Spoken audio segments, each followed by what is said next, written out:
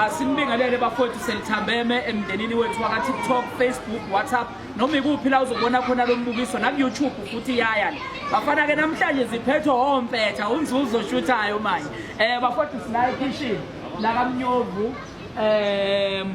siphusha ama donations bafowethu kunabafowethu abehlelo umshophi kwasha ilokhu njani indawo zokuhlala eGeorge Gqoka ukudla sorted ingubo nazi yalapha nazo sicabanga ukuthi zizobezanele kunane NPO bafowethu labantu nje bangenzela isimanga basinika naneingubo ngicabanga ukuthi ngizolikhipha igama leNPO njalo njalo sisibazoyikhulumela so siyabonga ke bafowethu lokho esikudingayo sondela bafowethu bebo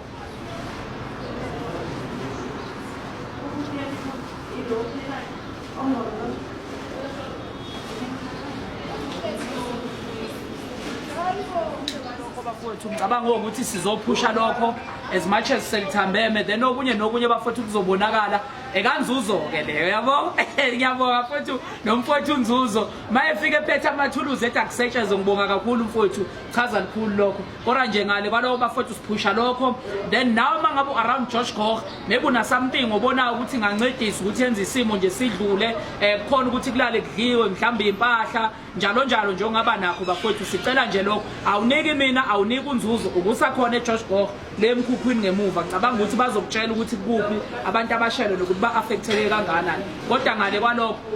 lithambema ke sivale kanje ivale lapho Nzuzo ingazishimlile.